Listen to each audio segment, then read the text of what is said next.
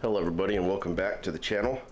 If you watched my last channel update, then you're probably already aware of what this is, but this will be the first video in our next amp build series, and we're going to be building a ModKit 102 amp. In this video we're going to be doing an unboxing and take a look at all the parts. So I have not opened this up yet, so I have no clue what's inside the box, but I'll go ahead and do the unboxing.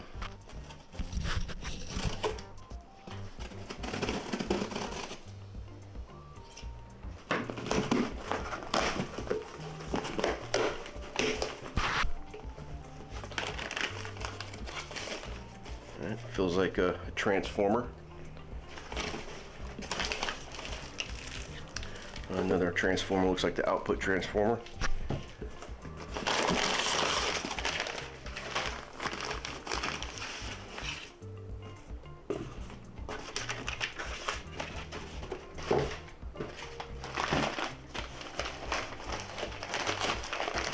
Thing looks pretty well wrapped.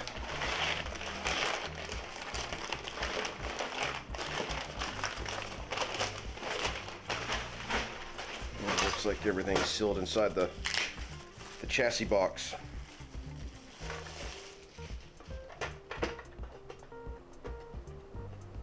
Got some tape on the side. There we go. Looks like we got all the parts inside here, and looks like this is some stickers for the outside, markings of the volume and all the different knobs, and it looks like it came with some instructions.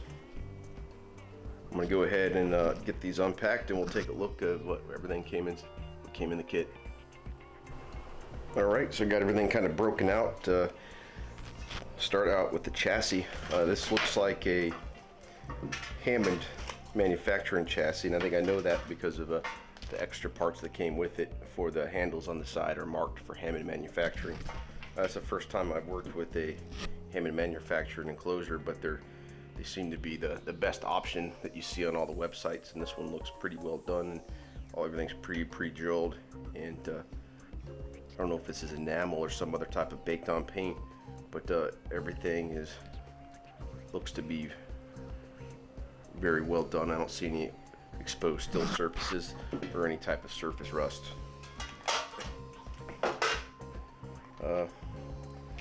Next, take a look at some of the passive components.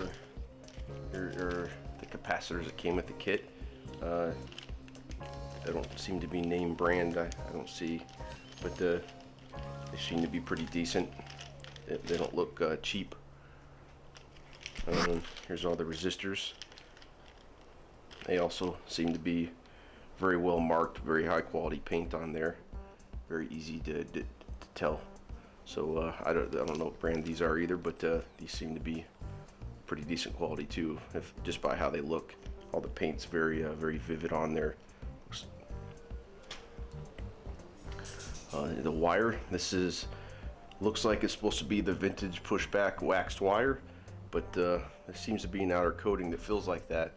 But the inside core here, it looks like it's got the traditional plastic type of PVC coating, so you can't really push it back, so you're gonna have to use wire strip with those. But it does look and feel like the vintage stuff, but it's definitely modern type of wire. Same thing with the ground wire here. Here's all the lugs and potentiometers, and this kit's a little different. It doesn't have the turret board like we did in the last build video with the 5F1 Champ. This is all point-to-point wire using these terminal strips. So terminal strips here, they also look pretty decent quality. Doesn't seem to be loose.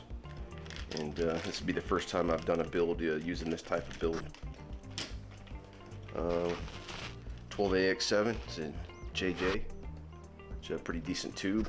And this one right here, another 12AX7.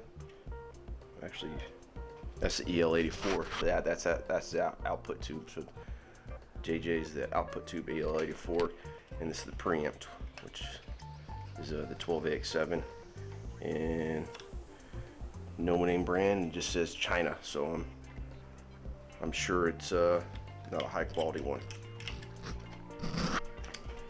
And transformer here, it's a 269EX, also from Hammond Manufacturing. This will be the first time I've used one of these, or at least to my knowledge. And it's got windings for either 125 volt or 115 volt. And the output has 380 is the main legs with a center tap, and then the secondary windings here is a 6.3 volt for the filaments for the tubes. And this one doesn't have the 5 volt because there's not a tube rectified. It does use diode rectification for the AC to DC conversion. And this looks like to be the output transformer.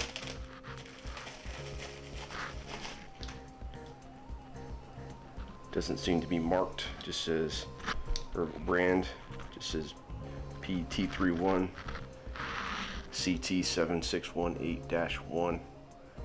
I don't know if this is also Hammond Manufacturing, but seems to be well manufactured, and everything seems to be clean and well done. All the leads coming off have been pre-tinned, which is always nice to see, and you put the rubber band on there to keep the wires from being everywhere.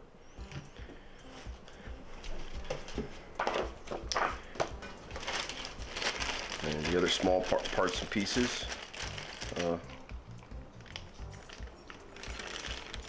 sockets for the instrument panels, the fuse holder, and a light, and the main power switch. Let's see, one of the switches. It's made in Mexico. It doesn't have a brand on it, but it seems to switch really well and seems to be built pretty decent. And take a look at the instructions. So on their difficulty build, they say this is one of the easier 1 to 2, but by the amount of parts on here, it doesn't seem like there's it would take that long. And it's got some good drawings in here. I guess this is the steps that you go build off of. So it doesn't have quite the step-by-step like the last one with the StewMac one we had, where it tells you exactly what to do.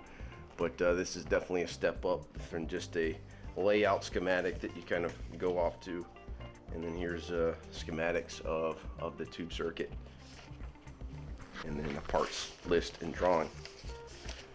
So looks like it'd probably be a fairly simple kit. I don't know how long it'll take to build, but maybe a few videos. But if you have any questions about the specific parts in the kit or anything else, please feel free to ask in the comments below. And if you haven't already subscribed, please do so, and giving a like to the video helps me out a lot. And please stay tuned for the next build when we start putting it together. Thanks for watching.